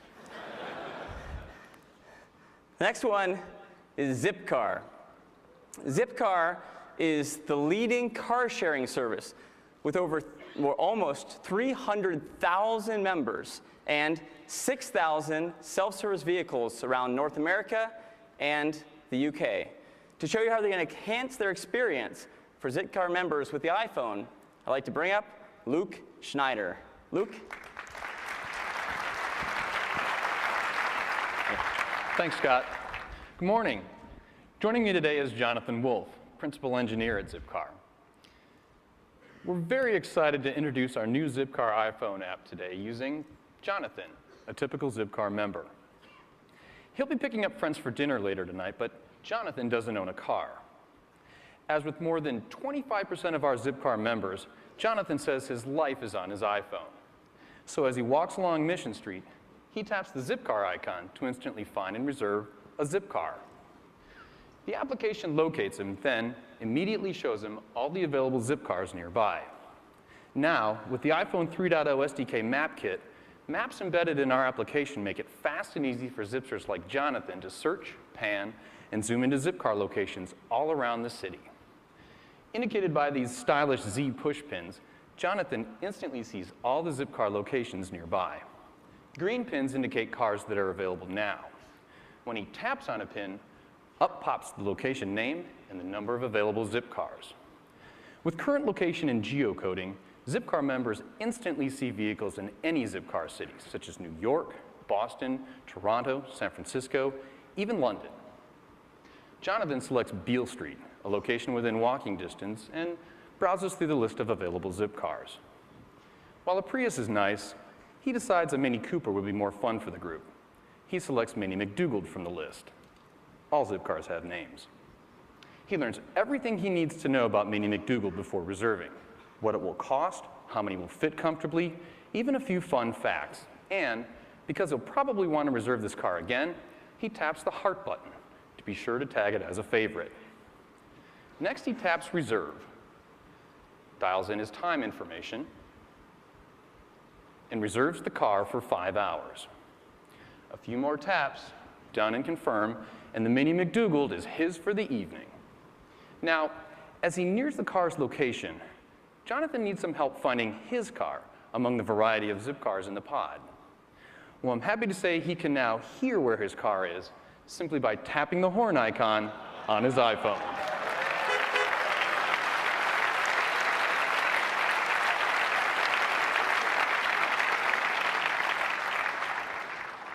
Now that he's located his car, Jonathan taps Unlock, and the car actually unlocks.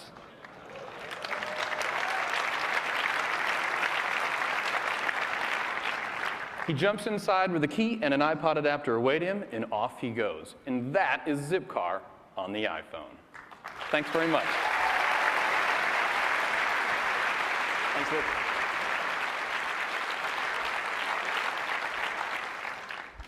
In our final demo, two companies have teamed up. Line 6 is a leader in digital guitars and guitar amps, and Planet Waves makes the wildly popular iPhone music application Chordmaster. Together, they've created a solution to allow you to control both your guitar and your amp at your next gig right from your iPhone. To show you how it works, I'd like to invite up Marcus Ryle. Marcus? Thanks, Scott. Thank you. The history of rock and roll has been built by using and misusing countless pieces of gear to create the sound in an artist's head. Today, digital modeling makes it possible to put the sounds of hundreds of amps, guitars, and effects all into one system, which greatly simplifies the amount of gear you need in order to play a wide range of sounds. But it can be time-consuming to create your own sounds, and once you have them, there's still the job of taking them wherever you want to play. This all changes now with the new MIDI mobilizer. Using the accessory framework in iPhone SDK 3.0, we can now directly connect an iPhone to a Line 6 Veta amp and Variax guitar, making it easier than ever to control your sound. Matthew Faust is using Planet Waves Rig Remote software to choose from any of the 80 guitar amp models that we have in our Veta amplifier that's just off stage. And we've got it hooked up to the PA so you can hear San Francisco's own Tal Morris show you what it sounds like. We're going to start with a classic clean American amp model.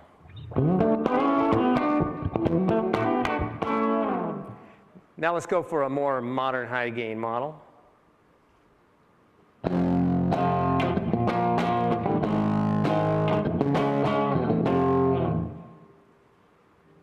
All right, well, I'll wrap up by telling you we can save complete rigs which will instantly put together all of the amplifiers, effects, and guitars all at once instantly with the iPhone.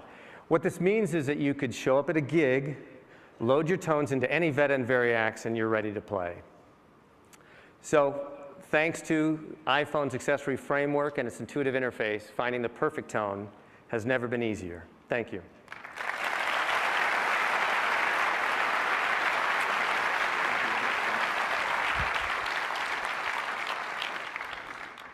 The chance of something going wrong is directly related to the number of people watching, and the interest here is huge.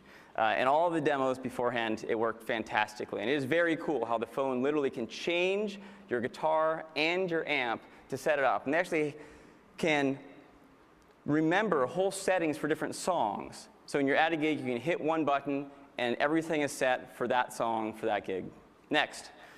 So that is all part of iPhone OS 3.0. For us, our job is to make developers successful. And we think you're going to absolutely love iPhone OS 3.0.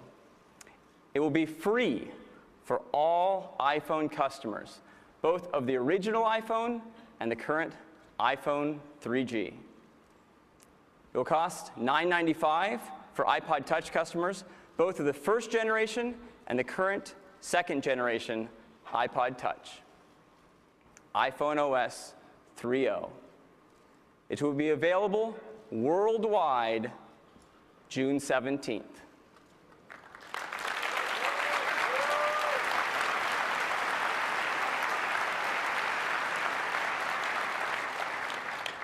And for all of our paid developers and the iPhone Developer Program, we are giving you the GM seed of iPhone OS 3.0 today.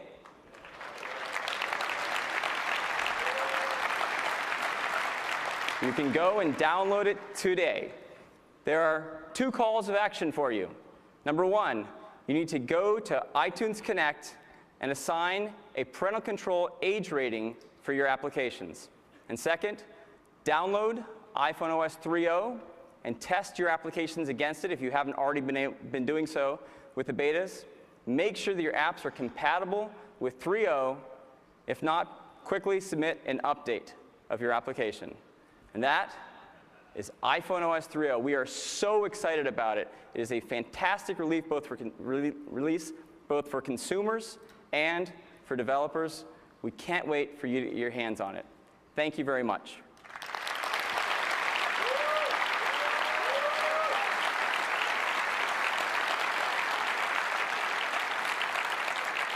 And with that, I'd like to hand it back over to Phil. Phil. Thanks, Scott.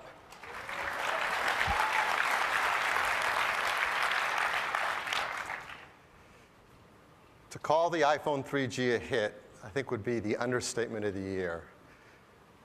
Some people have called it the phone that has changed phones forever. And it's truly an amazing thing. The iPhone has changed how people think about their phones. It wasn't that long ago where we were so frustrated with these, call them crappy devices. And now they're unbelievable, incredible. It's changed what we can do with a phone. It's changed the things we expect as we're traveling around. For example, one of the things we wanted to create with the iPhone is a phone that was not only a great phone and a great iPod, but one that you could surf the web from anywhere. And look what's happened. The data's in. It's incredible. 2/3 of all mobile browsing is done on an iPhone or iPod Touch. That's amazing.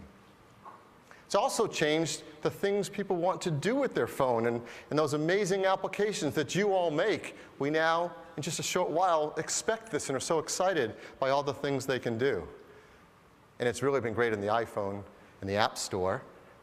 I can't help but draw an example of how it's been going. Scott told you 50,000 applications on the App Store.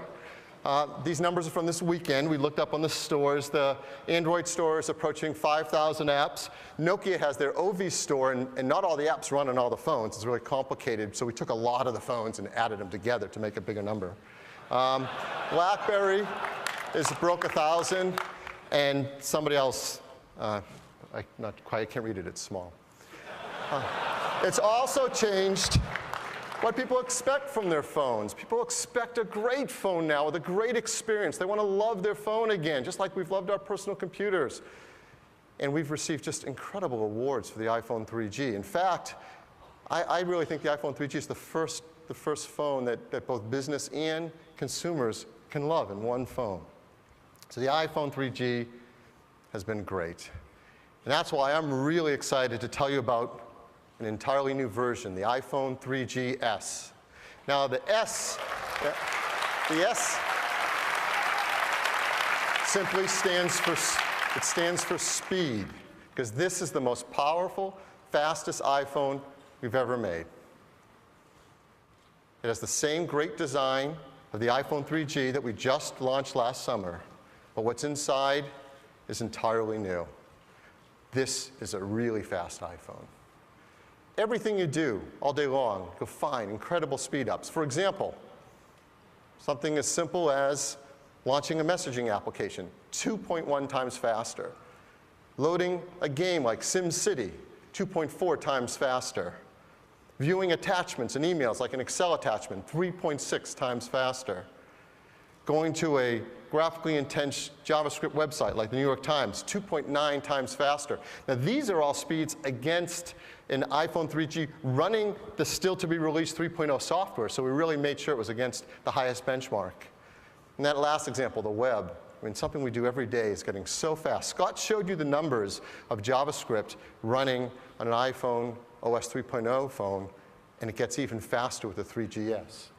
We go from 126 to 43 on an iPhone OS on a 3G phone. On the 3GS phone, it's now 15 seconds, approximately 3 times faster yet again.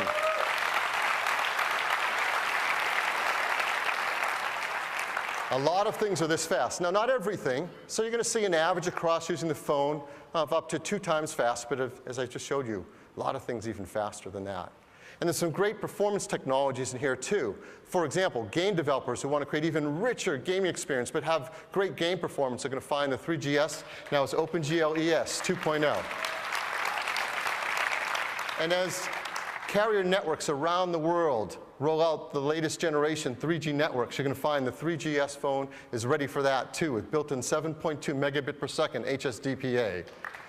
So the new iPhone 3GS is a really fast phone. It also has amazing features. For example, there's a brand new built-in camera.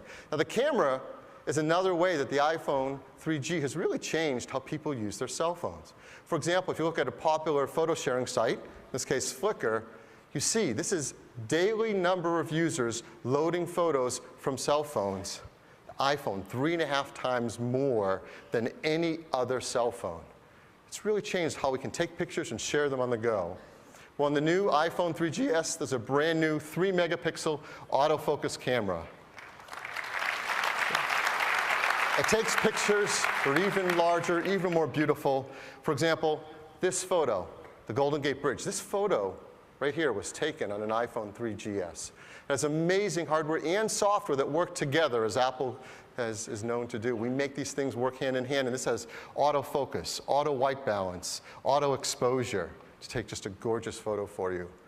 In addition to autofocus, we've got a great feature called tap to focus. So if I'm composing my photo, for example, in this case, I want a photo that focuses on the house, I just tap the house and it's in focus, and we balance the exposure for that. I want to take a picture of the flower, I just tap it, and now it's in focus, and the photo's balanced as well.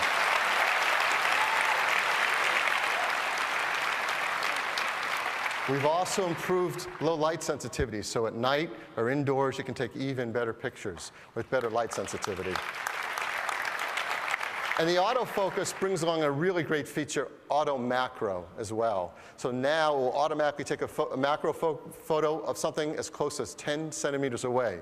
Again, all these photos were taken with the iPhone 3GS. Look at that flower. That's just a stunning photo. It's an incredible camera. And as before, there is an API, so you developers can take advantage of this camera in your application. And any of you who use that API get these features for free in your application. But the best thing about this camera is it also captures video.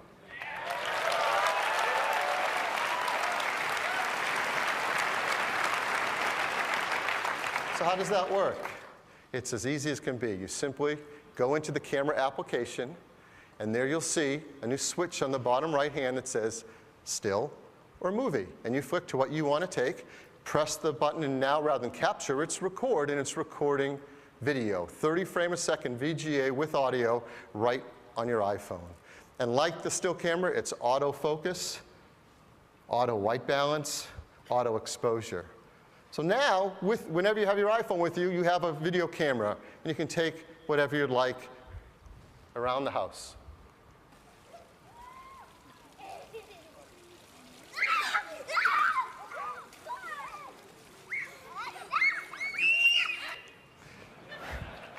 You can take videos with you everywhere you go. It's just as simple as that. That was taken on an iPhone 3GS. You just tap to record, and when you're done, where are the videos? Well, they're right alongside your photos in the picture application.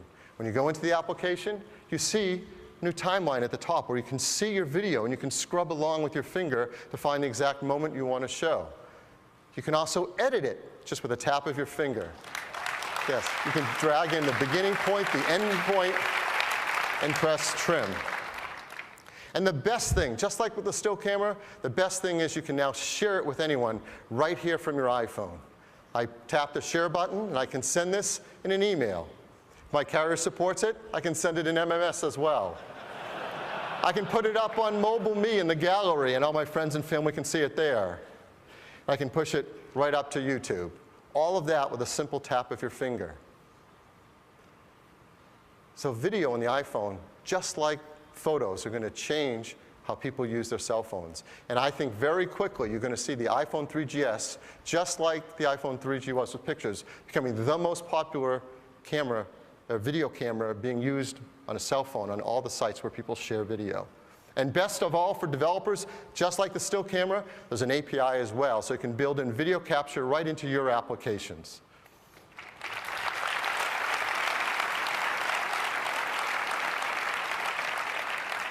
There's another great feature. We call it voice control. Wouldn't it be great to be able to dial friends and family just with the sound of your voice? With an iPhone 3GS, you can. It's the simplest thing. You're in an application, anywhere on your iPhone, you hold down the home button, and after just a second, a brand new user interface pops up. The voice control interface. It's really cool. There's a waveform right across the center that shows the amplitude of your voice as it's being listened to by the iPhone. And talk about easy to use. The commands you can make are scrolling by right on the screen so you know what to say. So if I want to make a phone call, I just say, call Scott Forstall. Scott's in my address book. It finds him and calls him. If it has more than one entry, like work and home, the iPhone will ask me, work or home? I say home, and it calls Scott at home. I can also dial a phone number by simply saying dial and the phone number. So you can make calls with the sound of your voice. You can also control the playback of the iPod feature in your iPhone with the sound of your voice. I can play a song by saying, play songs by the Killers. No matter what I'm doing on my iPhone, my music starts playing. I can also play a playlist, like a workout playlist. I can ask my iPhone, what's playing now? And my iPhone will speak back to me and tell me the artist and song title. Okay. And this last one's really cool. We can use the Genius playlist to simply say, play more songs like this. And the song that's playing right now will be made into a Genius playlist, and I can keep listening to my favorite music as I go. So that's voice control. It's also a built-in digital compass.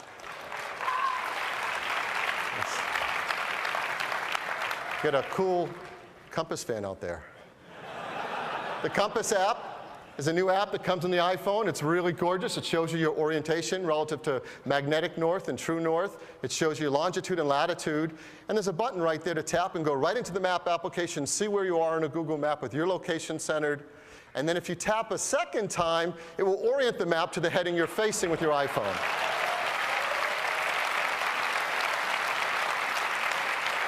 And for you developers, there's an API to get data from the compass as well. And this is really powerful when you put together the API for the accelerometers with the API for the compass. You can get amazing game control on the iPhone. We also care a great deal about accessibility, helping more and more people be able to use this great new technology. And some great new accessibility settings in the iPhone 3GS. You go in the accessibility settings area and you find this voiceover. So if somebody needs to hear what they're touching with their finger for an email or web page, it'll read it to them. If you want to zoom in the display to have larger icons to be able to see it better, you can do that. If you want to invert the colors, if that helps your site, that's better. We even can pipe mono audio through both or either sides of the headphone to help you if that helps with your hearing. So great features for accessibility. We've also built in support for Nike Plus. Yep. For all of you triathletes out there, you want to go on your run and you want your iPhone to talk directly to that sensor in your Nike Plus, it will do that. It can track your run, give you a power song to listen to get you over that last hill, and share the data back to the Nike Plus website. And something businesses have asked for, they've asked for the ability to have hardware encryption for the data on their iPhone. And every iPhone 3GS has this built in too. We encrypt all the data so it's protected. And one side benefit of this, if you use Exchange servers or the new Find My iPhone Cool Mobile Me feature, when you say wipe it, it's instantaneous because of that hardware encryption. And the data you back up in iTunes on your Mac or PC is encrypted as well. It's a great hardware encryption. So all this amazing features and performance and capability, and yet we even improved battery life as well. Now, the iPhone 3G was no slouch. It has incredible state-of-the-art battery life for a smartphone. I've put up here the battery life of the iPhone 3G running the latest 3.0 software. It's pretty good. But with the 3GS, it's even better. We now have up to 9 hours internet surfing on Wi-Fi, 10 hours video playback, up to 30 hours of music listening, up to 12 hours of 2G talk time, and 5 hours of 3G talk time. Really state-of-the-art battery life in an iPhone in the same size enclosures as a 3D, just as thin. This is also the most environmentally friendly phone we've made yet. The iPhone 3GS has arsenic-free glass. It's BFR-free. It has a mercury-free LCD. It has a PVC-free system. And the packaging is smaller, 23% smaller. So as we ship millions of these around the world, we can save on fossil fuels. The iPhone 3GS, it is the fastest, most powerful iPhone yet. Amazing speed and all the things you do. An incredible 3-megapixel autofocus camera, video capture, editing, and sharing, voice control, digital compass, great accessibility features. All of that, and I haven't even yet mentioned one of the new features that are coming with iPhone OS 3.0, because all that stuff Scott showed you, which hasn't even hit the market yet, is all coming, of course, on the iPhone 3GS too.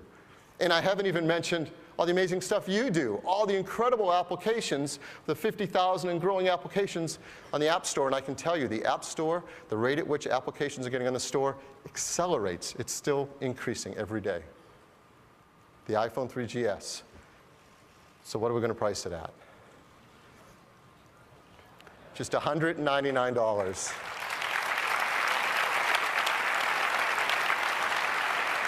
And that's for a 16-gigabyte version, twice as much as before, and $299 for a new configuration, 32 gigabytes. Of course, these prices are AT&T prices in the US for new and qualifying customers. Pricing varies around the world. And both the 16 and 32 gigabyte iPhone 3GS come in black and white. So we think this is going to be a beautiful new phone, incredibly fast, incredibly powerful, state-of-the-art, and going to continue the incredible success that iPhone 3G started. But we want to reach even more customers and make our phones even more affordable because so many people would love to get into an iPhone. So in addition to that, we're going to keep a model of the iPhone 3G in the market, priced at a breakthrough price, just $99.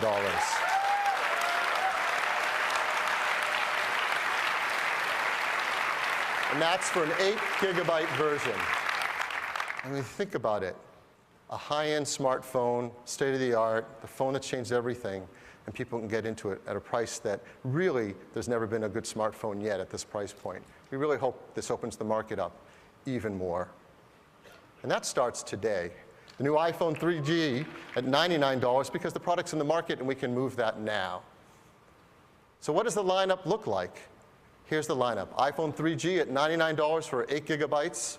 3GS, $199 for 16, $299 for 32. So when does the iPhone 3GS become available? Very soon, just a week and a half, June 19th. That'll be in the United States, Canada, France, Germany, Italy, Spain, Switzerland, the United Kingdom. Just a week later, we'll take it to 6 more countries. And then a week or 2 later, we'll start the rollout throughout July through 28 more countries. And as we get into August, yes, cheer for your favorite country. As we get into August, even more countries. So very quickly, we're going to bring it across the over 80 countries that the iPhone is now available in and growing. We're really excited about the launch of this new iPhone 3GS. We think customers are going to be blown away with all that it does. In fact, we're so excited, we also, like last year, created a new ad. So I'd like to show you that ad now.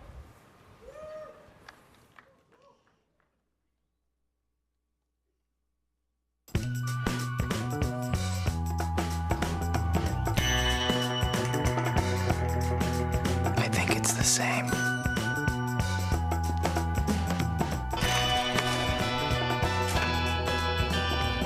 Introducing the next iPhone. It's the iPhone you love. Now with video. Just one of the amazing new features on the iPhone 3GS, the fastest, most powerful iPhone yet.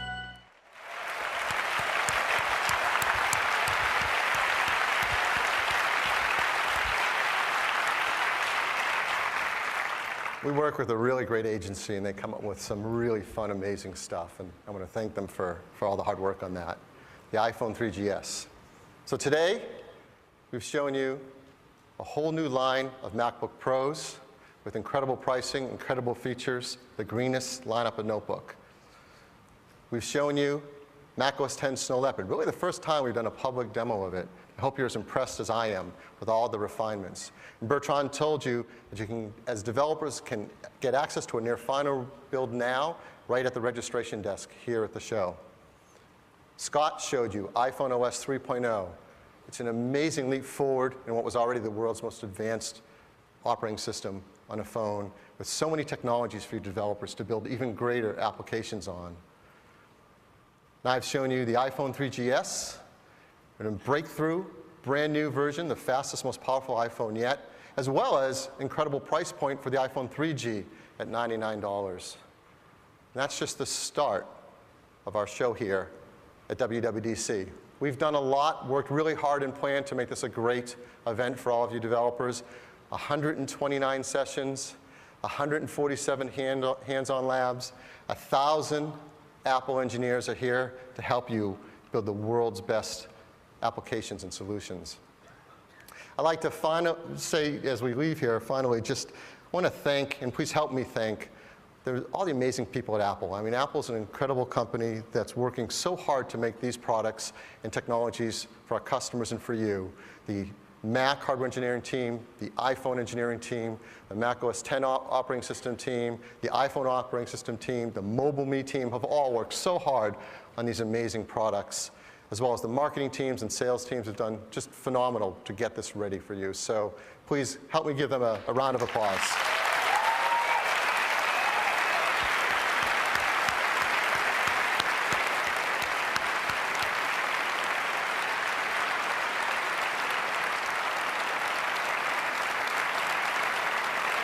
So thank you.